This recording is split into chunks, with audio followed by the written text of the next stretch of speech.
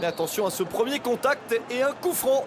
La faute de Papy Djilobodji, le Nantais, qui commet cette faute. Et un premier coup franc très intéressant pour les Aigles de Carthage. Ouais, le ballon qui avait été touché en premier par Houssine Nater. Et Bouna Koundoul qui va placer ses défenseurs pour peut-être une première frayeur. Le pied gauche d'Ali Mahaloul est intéressant, mais que dire de Wabi Kazri qui porte ce numéro 15 avec la sélection. Wabi Kazri des Girondins de Bordeaux, bien sûr, qui est un homme très en forme avec son club. Il a fait beaucoup de bonnes choses ces dernières semaines. Il a également été très bon au mois de septembre avec sa sélection. C'est un des hommes de base, sachant que le mur n'est pas du tout bien placé. Alors c'est très étrange. L'arbitre gabonais Eric Otogo Castan veut faire placer le mur, le déplacer sur le côté, alors que c'est la distance qu'il doit uniquement vérifier. Uniquement la distance. Voilà. Le mur est à distance. Il voulait le faire décaler au départ. Le mur est bien placé. C'est parti. Pour ce coup franc, c'est cadré. Première opportunité pour Ali Mahaloul, le gaucher du CS Sfaxien. L'une des meilleures équipes du championnat tunisien. Il a pris sa chance. Ballon capté sans trop de soucis par Bouna Koundoul. Je vais vous redonner la composition des équipes pour le Sénégal. Bouna Koundoul est donc dans le but. 3 hommes dans l'axe en défense. Une défense à 3 avec Papy Djilobodji, le Nantais, Karam Bodji et Zargo Touré qui joue en Ligue 2 au Havre. À gauche, dans le couloir gauche, Cheikh Mbengue, le Rennais. À droite, Stéphane Badji. Dans l'axe, Idrissa Ganagay, le Lillois, et Mohamed Diamé, qui est bien connu en Angleterre et qui joue maintenant à Hull City. Et 3 hommes plus offensifs. En pointe, Moussa Sow, le joueur de Fenerbahçe, l'ancien Lillois. À sa droite, Dame Doy. Et à sa gauche, Sadio Mané. S'il peut faire parler sa vitesse, Sadio Mané, ça va faire très mal. Nouveau joueur de Southampton cette saison en première ligue anglaise. Vous suivez ça sur nos antennes. Vous avez eu l'habitude de le voir en première ligue depuis le mois d'août. Premier échange collectif intéressant pour les Lions sénégalais, avec justement de la vitesse qui est mise dans cette action. Sadio Mané, le voici, avec Mbengue. Un contact, un coup de sifflet et un coup franc pour le Sénégal. La réponse peut-être à l'action tunisienne, avec un coup de pied arrêté pour les joueurs locaux.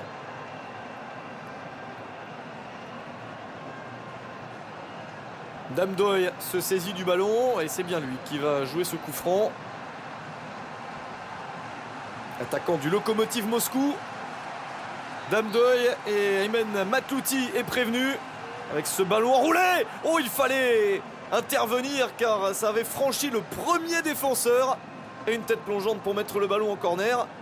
C'était mieux de faire ça dans la défense tunisienne avec Mohamed Ali Yacoubi, le défenseur du club africain de Tunis.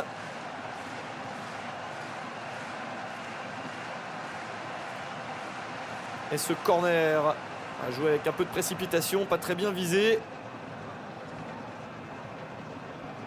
Badji qui hésite un petit peu. Et Badji qui réussit son 1-2, qui peut écarter le ballon sur Sadio Mané. Mané qui va essayer d'accélérer. Mané pour le centre en retrait, c'était bien fait, bonne intervention. Wabi Kazri s'est replié en défense pour donner un coup de main. Premier coup de pression du Sénégal. Avec ce nouveau centre, la reprise de la tête, mais le coup de sifflet, le but de hors-jeu. Position de hors-jeu pour Moussa Sow. L'occasion de vous donner la composition de la Tunisie avec donc Aymen Matlouti, Balbouli comme on le surnomme dans le but. La défense à 5 avec dans le couloir gauche Ali Mahaloul, on l'a vu tirer le coup franc. Sur la droite Hamza Matlouti. 3 joueurs dans l'axe. Aymen Abdenour, le monégasque. Ali Yacoubi, vous venez de le voir défendre avec une belle tête. Et Siam Ben Youssef. 2 milieux de terrain plus défensifs, Houssine Ragued et Houssine Nater. Et les 3 joueurs offensifs, Wabi Kazri, Yassine Chiraoui, le capitaine. Et en pointe, Fakhreddine Ben Youssef. Équipe qui manifestement est bâtie pour jouer le contre. Georges Likens, de toute façon, l'a dit. Le Sénégal est favori du match. Et c'est même le favori du groupe. Même si certains de ces joueurs, comme Houssine Ragued, qui est un joueur plutôt défensif, lui a dit qu'il n'était pas ici pour défendre, pour ne faire que défendre pendant 90 minutes. À voir maintenant, à confirmer sur le terrain. On s'est bien fait, ça de laisser passer le ballon avec Cheikh Mengue qui s'est engagé pour un bon centre. Et ballon repris par Nater. Mais les Sénégalais qui jouent et qui récupèrent beaucoup de ballons en ce moment. Des premières minutes favorables. Il y a eu le coup franc tunisien et depuis, le Sénégal domine. Avec ce nouveau contact et la faute signalée contre Hamza Matlouti.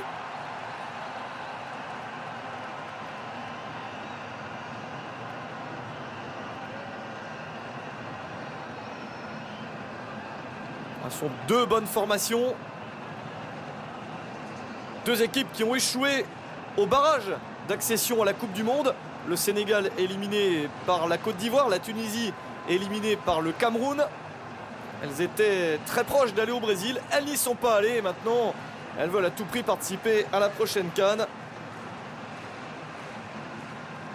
Et il y a une partie de leur destin qui se joue sur ce match. Le coup franc est joué avec précipitation.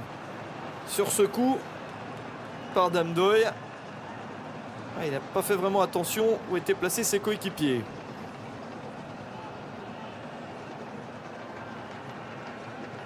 C'est le seul match que vous allez voir sur nos antennes en éliminatoire de la CAN dans cette troisième journée qui oppose deux équipes qui ont gagné. C'est le seul groupe où il y a deux équipes qui ont gagné leurs deux premiers matchs et qui s'affrontent donc. Ça, c'est intéressant. Il y avait avant le début de cette journée deux équipes à 6 points, le Sénégal et la Tunisie, et deux équipes à 0, le Botswana et l'Égypte. Mais sachez qu'un petit peu plus tôt dans la journée, l'Égypte s'est imposée 2-0 sur le terrain du Botswana avec une très très large domination des joueurs nord-africains. Mohamed El Neni, le joueur du FC Bâle, a marqué à la 56e minute et Mohamed Salah, le joueur de Chelsea, a marqué à la 62e. Ils ont fait la différence en 6 minutes pour gagner 2-0. Se replaçant donc à la 3e place du classement avec 3 points les Égyptiens. Pour eux, c'est encore jouable. Pour le Botswana, 3 défaites en 3 matchs, ça paraît déjà cuit. Mais bon, c'est vrai qu'ils sont tombés alors qu'ils s'étaient qualifiés pour la CAN 2012. Les Botswanais par exemple, ils sont tombés dans un groupe vraiment terrible. Donc l'Égypte s'est relancée. Et l'Égypte est devant sa télévision comme vous en train de prier pour un match nul. Entre le Sénégal et la Tunisie bien évidemment. Ils sont même en train de prier pour 2 matchs nuls entre Sénégalais et Tunisiens, aujourd'hui et mercredi, pendant que eux battraient à nouveau le Botswana mercredi et ils seraient complètement relancés les Égyptiens. Ça pour eux, c'est le scénario idéal. Mais de l'avis même et des phrases prononcées avant le match par les coachs et les joueurs du Sénégal et de la Tunisie, de match nul, il n'est pas question ce soir. Surtout pour les Sénégalais qui sont chez eux. Bon dégagement de Balbouli, ça va revenir sur les Sénégalais qui sont pas très nombreux sur cette action. Sadio Mané qui a pu décaler sur le côté. Moussasso s'est excentré. Gueye avec une possibilité de dribble et cette frappe, le ballon est contré. Une bonne action de plus pour Damdoy, très actif depuis le début de ce match et un nouveau corner pour son équipe.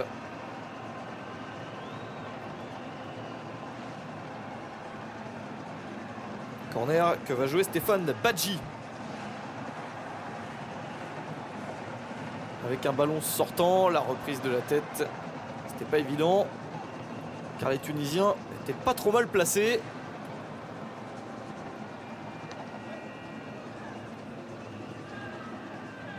Dans les équipes bien classées au niveau de la FIFA, le classement FIFA, on ne pouvait pas faire mieux puisque donc la Tunisie est 31e au classement FIFA, mais 3e du classement africain et se déplace sur le terrain du Sénégal qui est 36e au classement FIFA et 5e au classement africain, le 5e qui accueille le 3e dans le classement des nations africaines. Il n'y a pas de meilleure affiche dans ce week-end d'éliminatoire de la Coupe d'Afrique des Nations, en tout cas à ce niveau-là. Idrissa Gueye avec Mohamed Diamé.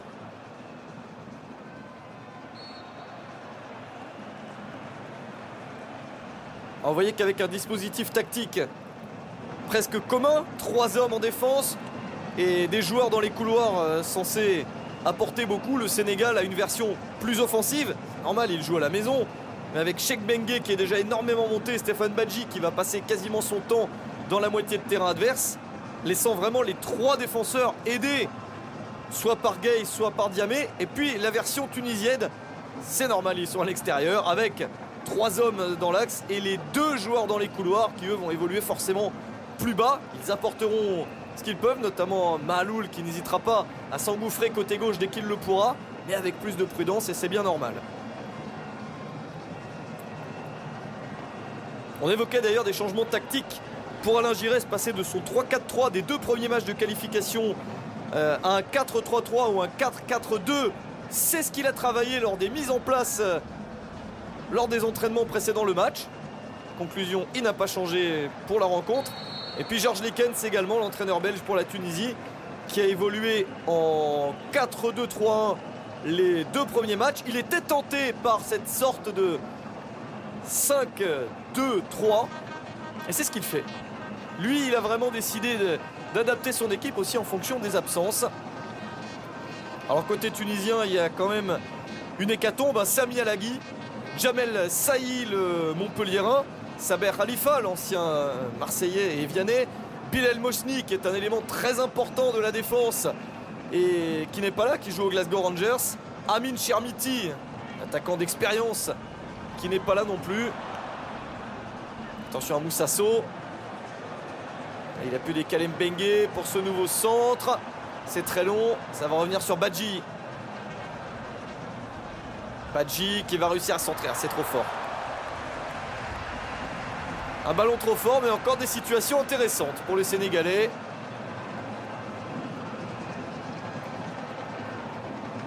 Allez, côté tunisien, il faut se passer de tous les joueurs que je vous ai cités. Ça fait quand même un nombre très important. Alors certains sont sur le banc. Il ne faut pas s'en passer totalement. Mais alors dans quel état de forme? Saber Khalifa par exemple.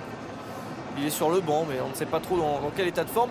Mikari pouvait être absent. Il est finalement sur le banc aussi. Mais alors ça risque d'être juste. Fakhreddine Ben Youssef est titulaire. Mais il n'est pas forcément à 100%. Et puis il y a 2 joueurs en défense. Abdenour, qu'on n'a quasiment pas vu avec Monaco, qui se retrouve titulaire. Il est en train de revenir de sa blessure.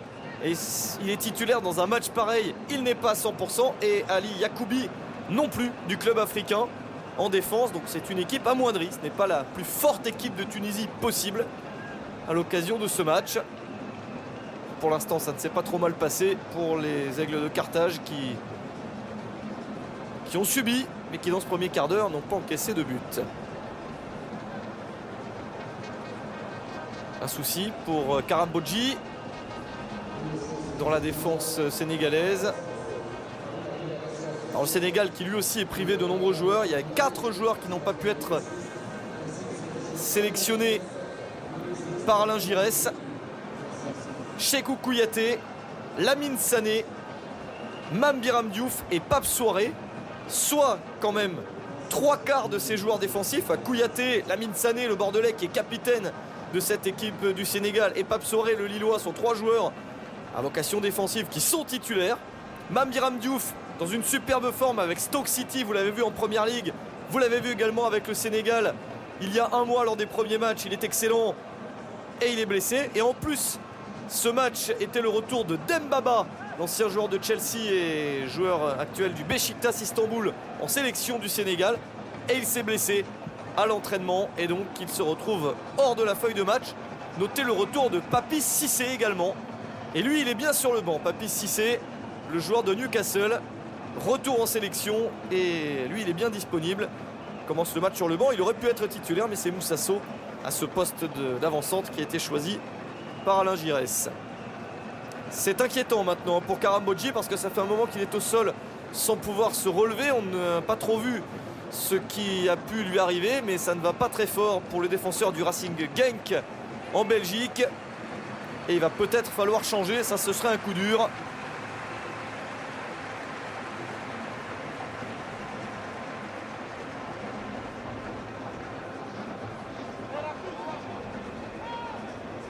Ah oui, il levait la main, vous l'avez vu en haut de votre écran, il levait la main, il a fini par se mettre au sol.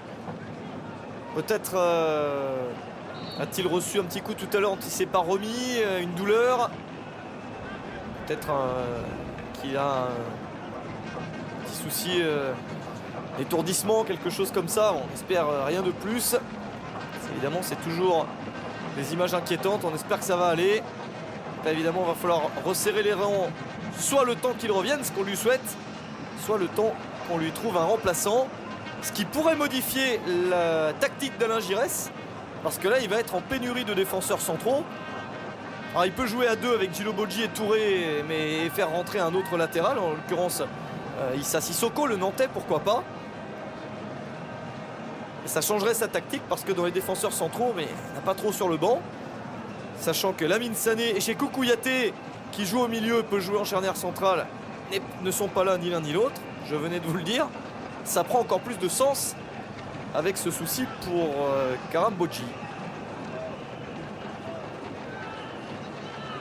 Ballon tunisien, avec peut-être la possibilité, après ce petit flottement, de construire une attaque ou deux. Ah, il y a un changement, c'est Salif Sané qui va entrer. Ah, c'est terrible. On vient de passer le premier quart d'heure seulement. Et Karam Boggi cède sa place à Salif Sané. C'est une très mauvaise nouvelle pour Alain Giresse de devoir changer aussi vite. Salif Sané qui joue maintenant à Hanovre en Allemagne, qu'on a connu en Ligue 1, notamment à Nancy.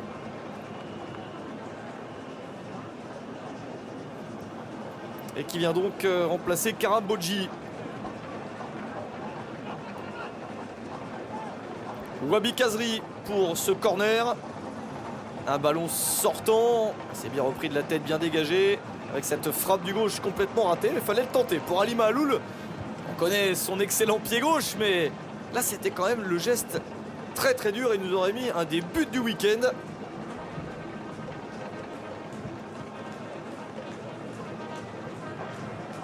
Et Bouna Koundoul n'a pas été inquiété et va pouvoir se dégager.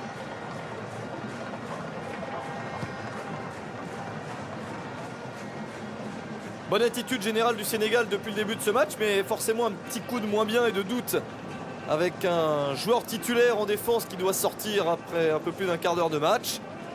À la Tunisie d'en profiter pour essayer de développer un petit peu de jeu et empêcher le Sénégal de retrouver vite les velléités offensives qu'on a pu observer depuis le début de la partie. Aymen Matlouti prend tout son temps, le gardien de l'Étoile du Sahel, qui est en train de devenir un vétéran de cette sélection. Ça fait bien longtemps qu'il joue en équipe nationale.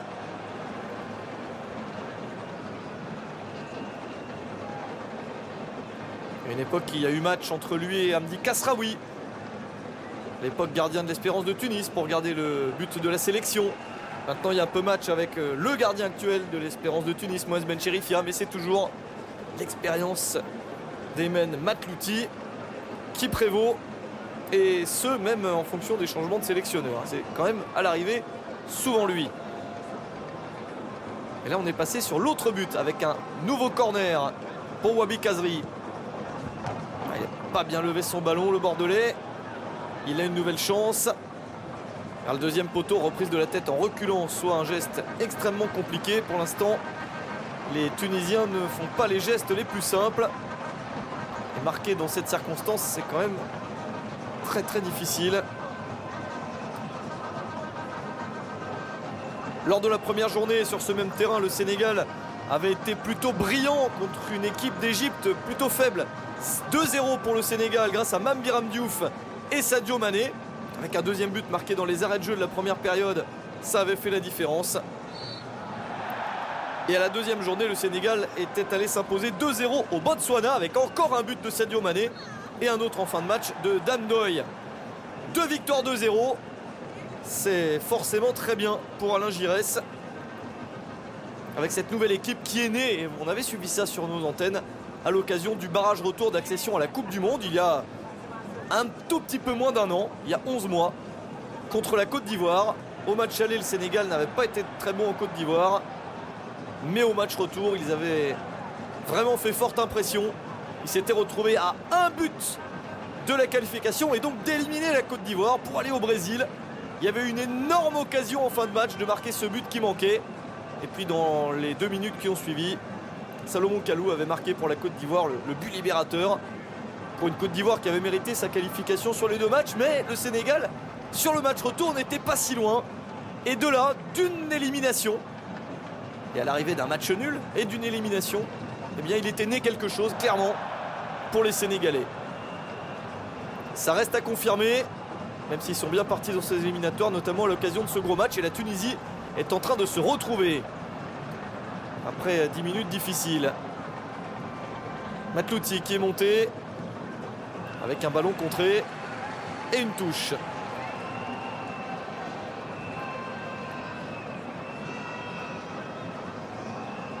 Hamza Matlouti, joueur du CA Bizerte dans le nord du pays, qui va jouer cette touche très longue.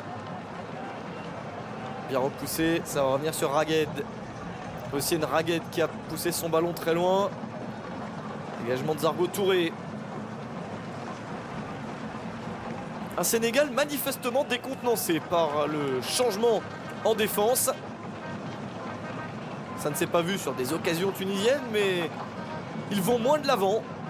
Le match s'est équilibré alors qu'on va être à la moitié de cette première période déjà. Et la touche pour Abdenour.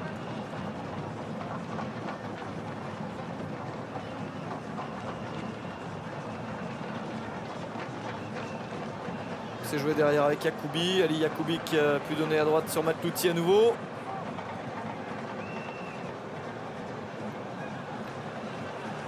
Kazri. Qui estimait pouvoir récupérer ce ballon. Et la possession sera sénégalaise avec cette touche de Cheikh Bengué. Cheikh Bengué qui était tout content d'affronter son ancien coéquipier Eben Abdenour, puisque les 2 hommes évoluaient à Toulouse ensemble il n'y a pas si longtemps. Et ils se retrouvent l'un contre l'autre dans Rennes Monaco et également en sélection aujourd'hui. Il l'a déclaré avant le match, Cheikh Bengué, ça lui faisait plaisir de retrouver Abdenour. So, il n'est pas passé, Moussa So. Avec des actions un petit peu plus individuelles pour le Sénégal et plus collectives pour la Tunisie. Et c'est ça qui a rééquilibré nettement le match. Matlouti réclame un carton jaune. Il ne sera pas sorti par l'arbitre gabonais.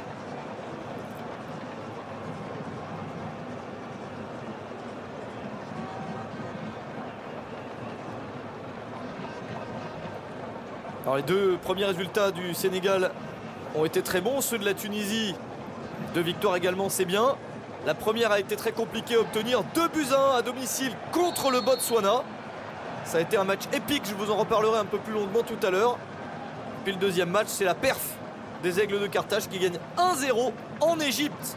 Grâce à Fakhreddine Ben Youssef, le numéro 8 que vous voyez, l'attaquant de pointe, qui a marqué le but de la victoire dès la 14e minute. Et jamais les Tunisiens n'ont été repris ensuite par des Égyptiens qui sont en pleine reconstruction. Et ça se voit, l'Égypte est vraiment un ton très en dessous de ce qu'elle nous a fourni dans les années 90 et les années 2000.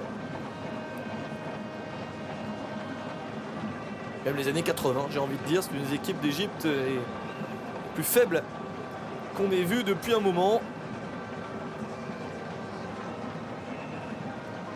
Le premier carton est sorti.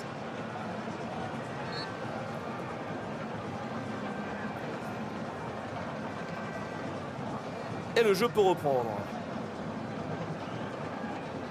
Gay.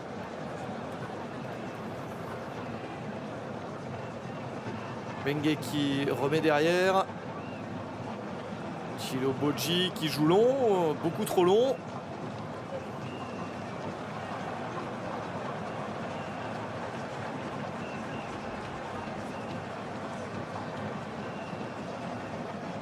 Allez, il a pris son carton jaune. Aussi Nater du club africain de Tunis.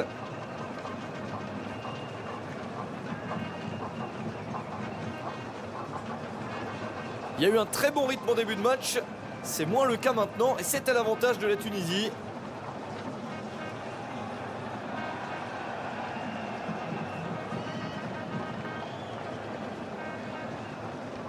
La touche d'Abdenour.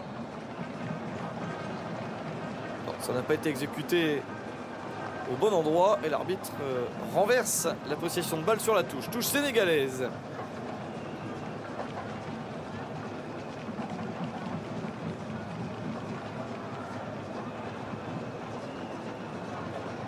Les Tunisiens sont plus hauts. Il n'y a pas un énorme pressing, mais c'est beaucoup plus compact comme formation maintenant. Et ballon rendu à Koundoul. Bengue. Avec Mohamed Diamé contré. Attention à cette possibilité, ça pouvait être intéressant. Bonne réaction en défense. Bengue encore. C'est donné en retrait. Dégagement de Koundoul comme il peut. Ça va encore revenir sur le gardien sénégalais.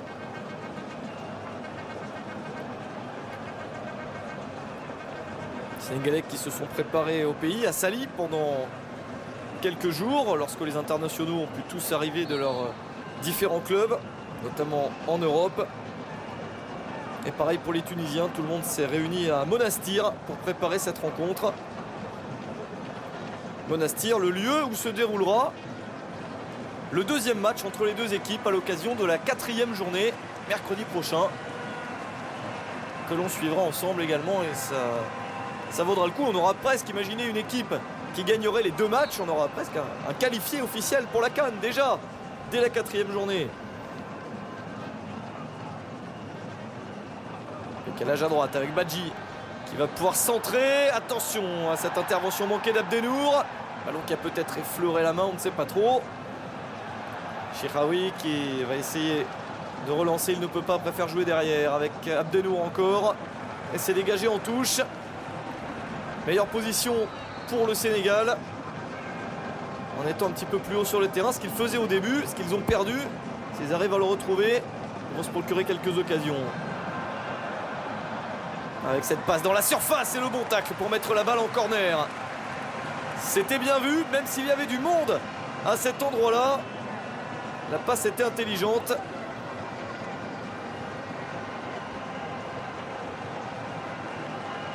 Et nouveau corner pour les Lions. Avec cette déviation, ce sera un petit peu trop. Deuxième poteau. Et Siam Ben Youssef n'a pas pu dégager. Hadji. La remise hors jeu. Ouais, un hors jeu léger, mais hors jeu quand même.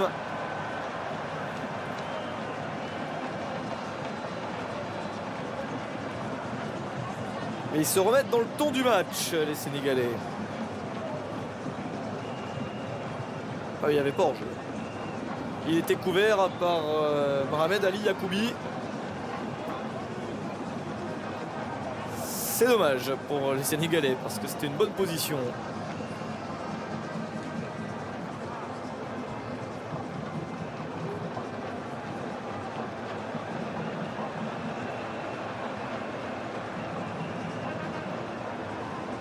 Ouais, attention à ce problème, il y a eu un contact.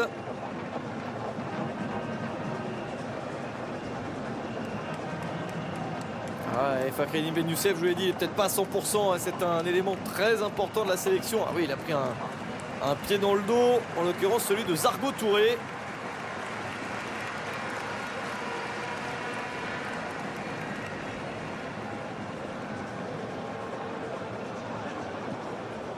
Et on revoit l'action avec l'idée de Damnoy pour donner à Moussasso. Idrissa Gueye qui se bat, il n'a pas eu le ballon. Avec une possibilité de frappe, oh, elle était belle.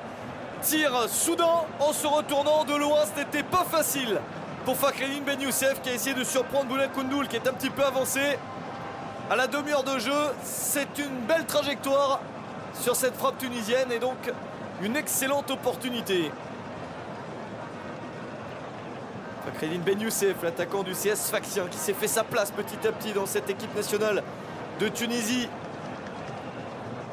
Il a été un des éléments majeurs du CS Sfaxien la saison dernière pour remporter la Coupe de la Confédération africaine, l'équivalent de l'Europa League. Un parcours formidable pour les Tunisiens à l'époque. en réussissant à remporter la coupe au match retour de la finale sur le terrain du tout-puissant Mazembe, en perdant mais en marquant le but à l'extérieur, la plus belle défaite de leur vie pour gagner une coupe continentale. Et puis cette année, malheureusement pour eux, le CS Sfaxien a fait un beau parcours, mais battu en demi-finale de la Ligue des Champions, qui se joue, je vous le rappelle, en Afrique sur l'année civile, donc ça date d'il y a quelques semaines à peine, par les Congolais du V-Club, l'AS Vita Club. C'était un coup de très dur parce qu'ils étaient favoris, ils avaient match retour chez eux et ils ne s'en sont pas sortis, les joueurs du CS Sfaxien, la Juventus Al Arab, comme on surnomme ce club, dont Fakhreddine Ben Youssef est un des éléments clés. Sadio Mané ne s'en est pas sorti et effectivement, il a été accroché par Hossein Raghed qui a mis le bras ici et c'est ce qui coûte le coup franc au milieu de terrain tunisien.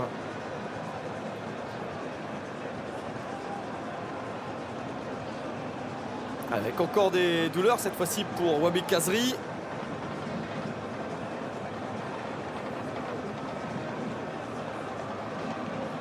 Alors lui, évidemment, inutile de vous préciser l'importance de ce joueur dans son équipe nationale. Il ne l'a pas toujours été. Et là, il est devenu un des cadres très très importants. Il tire beaucoup de coups de pied arrêtés. Il est très influent dans le jeu.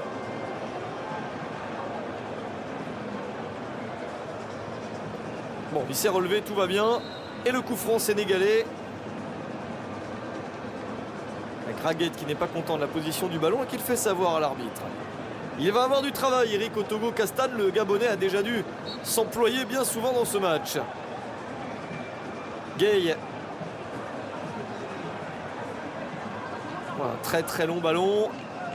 Avec ce contrôle de la poitrine dans la surface. Pas de possibilité d'enchaîner.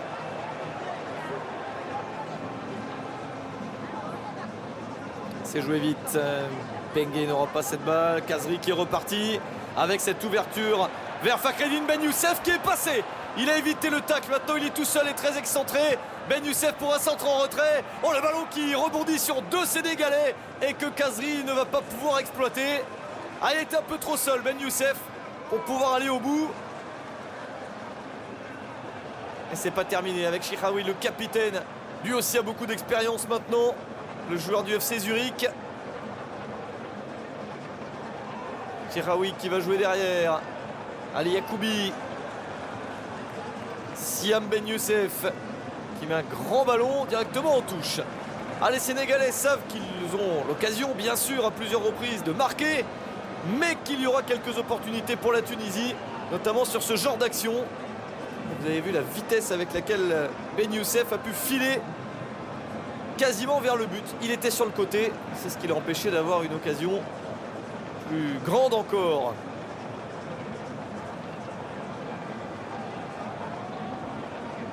Siam Ben Youssef, le numéro 2 qui joue en Roumanie à l'Astra Giurgiu, le club, l'Astra Giurgiu pour bien prononcer, le club qui avait éliminé l'Olympique lyonnais en barrage de l'Europa League cette saison.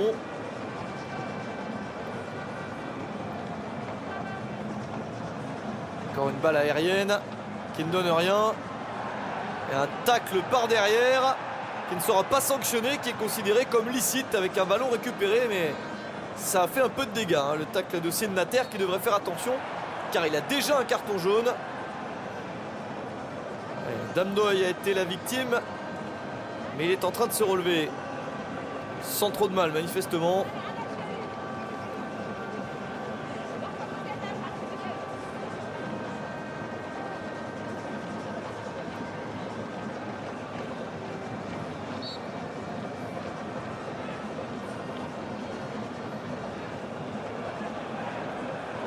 Allez, ça joue vite. Trop vite. Un ballon qui n'a pas pu être négocié sur le côté. Là, c'est cet effet avec précipitation. À 10 minutes de la mi-temps, toujours pas de but dans ce Sénégal-Tunisie qui est encore plus tendu que ce que l'on pouvait imaginer.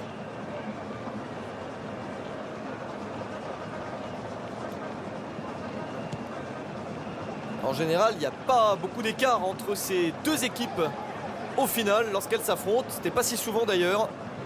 Sachez qu'en 7 matchs officiels, il y a eu 4 victoires de la Tunisie et 3 matchs nuls. Un bon mouvement. Oh, il n'y a pas de frappe enchaînée, c'est récupéré du bout du pied. Allez, le tir est contré cette fois-ci, l'arbitre laisse jouer. En match officiel, le Sénégal n'a jamais battu la Tunisie. Je parle bien de match officiel, phase finale de CAN ou éliminatoire. Et l'occasion est belle aujourd'hui. Mais la Tunisie n'a jamais gagné au Sénégal et n'a jamais même marqué de but en terre sénégalaise. C'est peut-être aussi une bonne occasion aujourd'hui. Bengue sur le côté gauche, Cheikh Bengue. Cheikh Bengue qui va pas pouvoir aller plus loin. Il va faire passer derrière.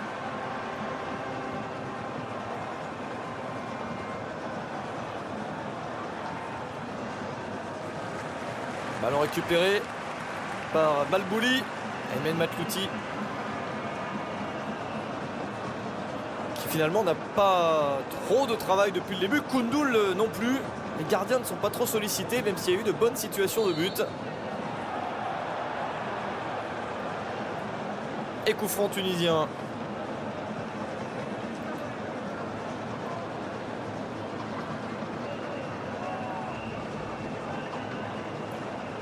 Pour le Sénégal, il serait de bon ton de gagner ce match parce qu'il y a le déplacement en Tunisie quelques jours après, mercredi. Et puis au mois de novembre, les 2 dernières journées, le déplacement en Égypte. L'Égypte sera peut-être bien mieux d'ici là. Puis le dernier match à domicile contre le Botswana, où là, sur le papier, ça paraît mieux. La Tunisie, de son côté, après avoir accueilli le Sénégal, ira au Botswana et recevra l'Égypte à la dernière journée.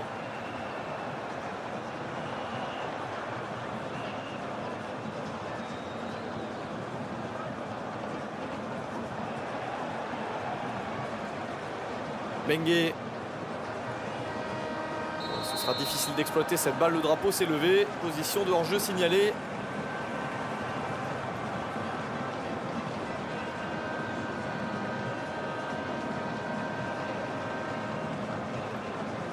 Eh oui, bien vu de la part des arbitres. Moussa Sow était trop vite en position d'attaque.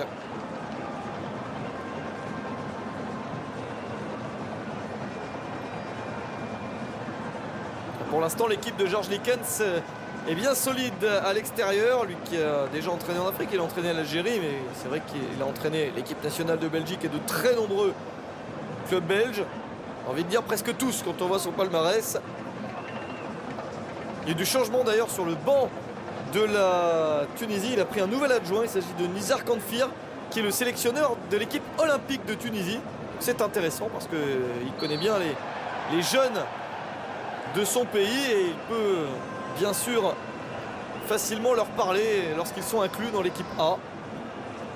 Nizar Kanfir qui remplace Razi Guerairi, qui lui prend la tête du club sportif sfaxien depuis l'élimination du club en demi-finale de Ligue des Champions. Philippe Troussier entraînait l'équipe et après cette élimination, Philippe Troussier ne s'est plus retrouvé à son poste. Il fallait un entraîneur et c'est donc Guerairi qui a été choisi. Et il fallait trouver un nouvel adjoint à Georges Likens. C'est ce qui a été fait. Voilà, il y a un petit jeu de chaise musicale.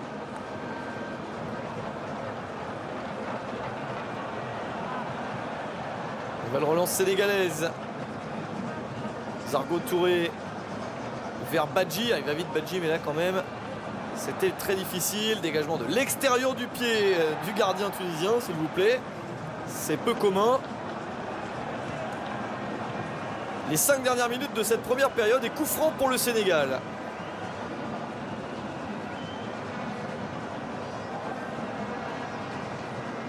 Ah, ils ont clairement, les Sénégalais, la meilleure opposition depuis le début de ces éliminatoires contre l'Égypte. Ils avaient déjà marqué contre le Botswana, même si c'était au Botswana, c'est une équipe inférieure dans ce groupe. Là, c'est costaud. Oh, attention à ce long ballon. Avec la remise de la tête, c'est manqué. Difficile de rabattre cette balle. C'était encore une fois un petit peu trop haut. Il y a un manque de précision, et notamment sur ses coups de pied arrêtés. Là, on a vu la montée de Salif Sané, qui n'était pas hors jeu, qui n'a pas réussi à bien exploiter ce ballon.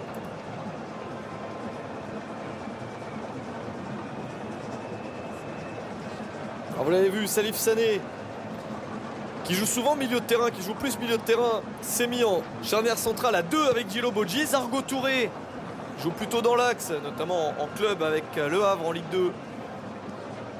Se retrouve sur la droite, Cheikh Bengue est à gauche, Stéphane Badji joue un petit peu plus haut encore, milieu de terrain. Bon, les milieux défensifs n'ont pas bougé, les attaquants pas trop non plus. Et tactiquement, la sortie de Karam Bodji a été clairement un handicap pour le Sénégal et qui a mis un petit moment à s'adapter. Ça va mieux avec ce nouveau ballon pour Ndoye. Ouais, la belle accélération sur le côté droit pour un centre. Difficile de l'ajuster correctement et c'est bien capté par Aymen Matlouti.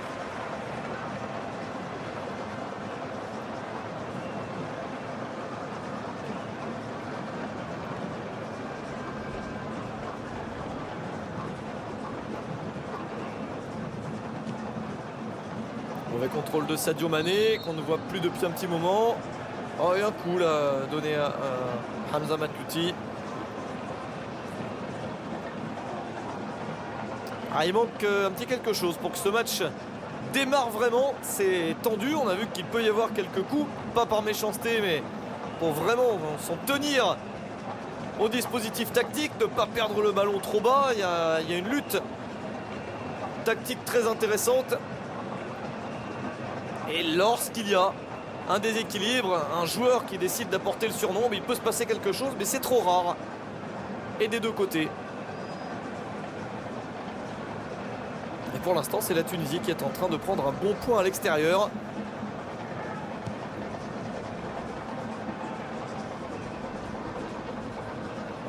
Moussasso, il est bien seul, il est tenu par le géant de la défense, Siam Ben Youssef. Il est obligé de jouer derrière. So. Idrissa Gana Gueye. Il s'engage Gueye, il peut donner à gauche avec ce centre en retrait de Bengue. La reprise, elle est manquée en pleine course. Ça, c'était une belle chance de marquer. Diamé sur le côté vers Badji. Badji, il rate complètement son geste. Stéphane Badji s'est vraiment emballé sur ce coup. Mais une très très bonne occasion d'ouvrir le score à ce moment du match. Ça aurait été parfait pour le Sénégal. Et la Tunisie aurait payé très cher cet écart dans la défense, cet écart de marquage très net. Il n'y a pas eu beaucoup de mauvais positionnement défensif pour les Tunisiens. Là, ça en était un. Et Sadio Mané a raté son geste.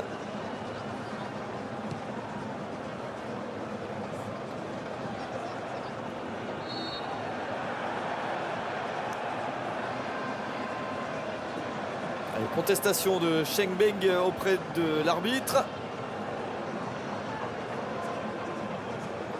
Ça ne changera rien.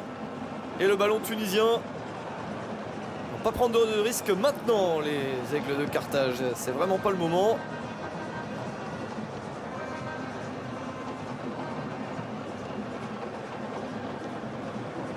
Accélération encore de Cheikh Bengue qu'on voit énormément dans ce match. Il propose beaucoup de solutions sur le côté gauche. Sadio Mané qui ne passe pas. Et qui passe trop peu. Joli geste technique de Chiraoui, ça il sait bien faire. Yassine Chiraoui, mais là ils s'y mettent à 2-3 pour lui reprendre le ballon. Papi Djilo Bodji ne passe pas non plus. Ballon perdu quasiment à chaque seconde pour les deux équipes. Allez, Yacoubi qui a pu changer avec Mahaloul.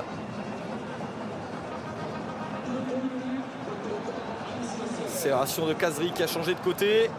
On est entré dans le temps additionnel et comme vous le voyez, 2 minutes vont être décomptées. Notamment avec la blessure et le changement de Karam Bodji.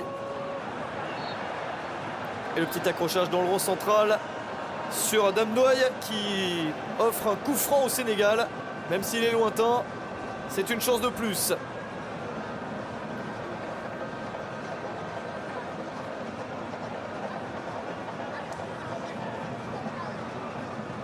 L'accélération de Namdoy. Ah, il n'a pas pu aller au bout, bien repris.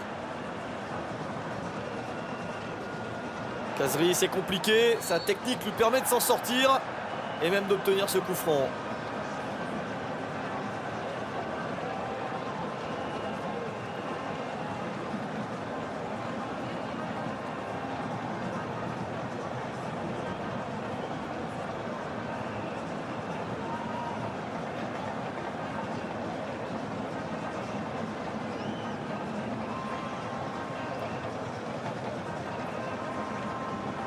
Aymen Abdenour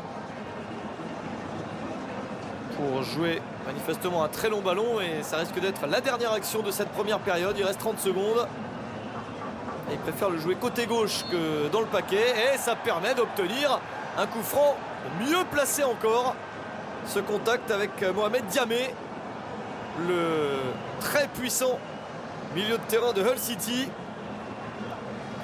connu à excellent niveau avec Wigan. Wigan n'est plus en première ligue. Mohamed Diamé, lui, y est toujours avec les Tigers de Hull City. Chiraoui en beau capitaine contre les fautes et demande des cartons. Bon, peut-être pas exagéré. Faut vite le jouer ce coup franc, sinon l'arbitre va signifier la mi-temps. C'est la toute dernière chance avant de retourner au vestiaire. Ce sera un énorme coup pour la Tunisie de marquer, mais c'est bien repoussé. Attention, il laisse jouer. Il laisse jouer l'arbitre avec cette nouvelle remise dans l'axe et la possibilité peut-être de déclencher quelque chose avec ce ballon côté gauche. Voilà, avec une position inhabituelle d'ailier gauche pour Siam Ben Youssef, le centre, et ce sera difficile de reprendre. On est allé très loin au-delà des arrêts de jeu prévus. Et finalement la mi-temps sur un score de 0-0. C'est très intéressant tactiquement, il y a quelques opportunités, mais personne n'arrive à